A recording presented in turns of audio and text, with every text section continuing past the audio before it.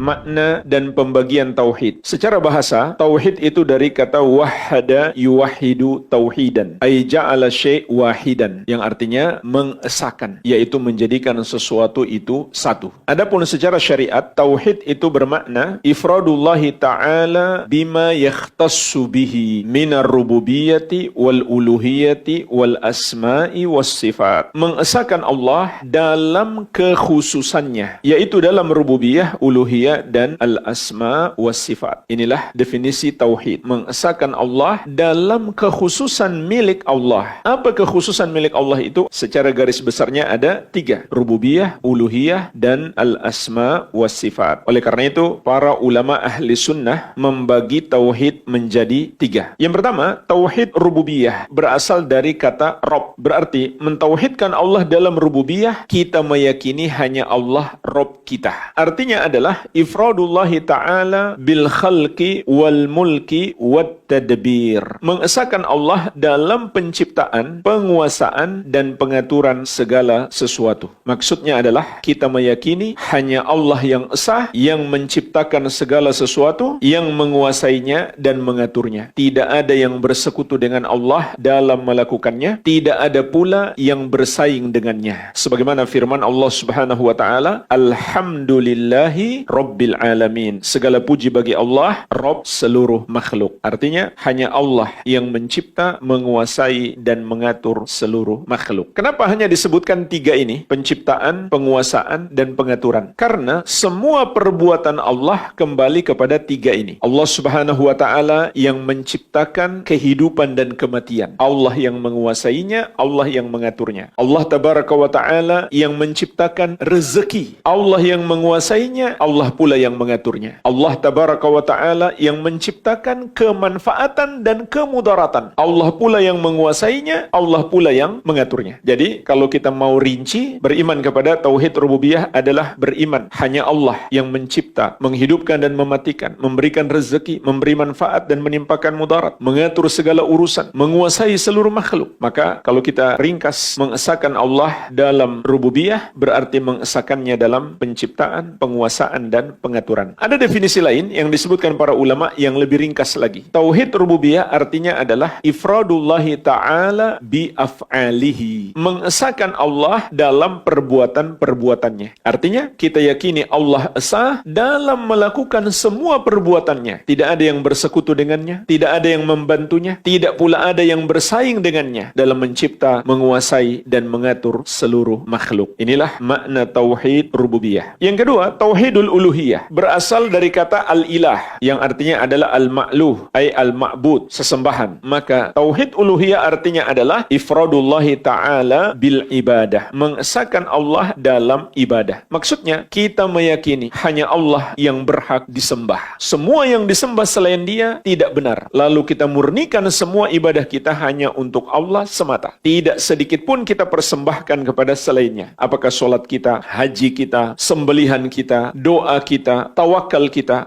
hanya kita tujukan untuk Allah semata. Tidak sedikit pun kita berikan kepada selain Allah. Inilah tauhid uluhiyah. Di antara dalilnya surat At-Taubah ayat ke-31. Allah Subhanahu wa taala berfirman, "Wa ma umiru illa liya'budu ilaha wahida." Dan tidaklah mereka diperintahkan kecuali menyembah Allah yang esa. La ilaha illa huwa. Tidak ada yang berhak disembah selain Dia. Subhanahu amma yusyrikun. Maha suci Allah dari apa yang mereka persekutukan. Yang ketiga, tauhidul asma was sifat. Maknanya adalah ifradullahi ta'ala bima lahu minal asma'i was sifat. Mengesahkan Allah dalam nama-namanya dan sifat-sifatnya. Maksudnya adalah kita meyakini hanya Allah saja pemilik nama-nama yang maha indah dan sifat-sifat yang maha mulia. Tidak ada satu makhluk pun yang serupa dengannya. Sebagaimana firman-Nya, "Walillahil asmaul husna fad'uuhu biha." Dan hanya milik Allah nama-nama yang maha indah, maka berdoalah dengannya. "Wadharul ladzina yulhiduna fi asma'ihi sayujzauna ma kanu ya'malun." Dan tinggalkanlah orang-orang yang menyimpang, yang tersesat dalam nama-nama Allah tersebut, mereka akan mendapatkan balasan terhadap apa yang mereka kerjakan. Kemudian firman Allah Subhanahu wa taala, "Laisa kamitslihi syai'un wa huwas samiul basir." Tidak ada yang serupa dengan Allah dan Dia Maha mendengar lagi lagi maha melihat. Maka Allah esa dalam seluruh sifat-sifatnya. Kita yakini tidak ada satu makhluk pun yang serupa dengan Allah. Inilah tauhidul asma was sifat. Dan 3 macam tauhid ini terkumpul dalam firman Allah Subhanahu wa taala. Lihat jemaah sekalian, ayat ini terdiri dari 3 bagian. Bagian yang pertama, Rabbus samawati wal ardi wa ma bainahuma. Allah Rabb langit dan bumi dan apa yang ada di antara keduanya. Artinya Allah yang mencipta, menguasai dan mengatur langit dan bumi dan seluruh makhluk yang ada padanya. Maka ini tauhid rububiyah. Yang kedua, fa'budhu wastabir li'ibadatihi. Maka beribadahlah kepadanya saja dan bersabarlah dalam beribadah kepadanya. Kita disuruh menyembah hanya kepada Allah. Maka ini tauhid uluhiyah. Bagian ketiga, hal ta'lamu lahu samiyah. Apakah kamu mengetahui ada yang serupa dengan Allah? Ini adalah pertanyaan, tapi maksudnya pengingkaran. Yaitu pengingkaran terhadap adanya penyerupaan antara makhluk dengan Allah. Maka ini tauhid al-asma wa sifat.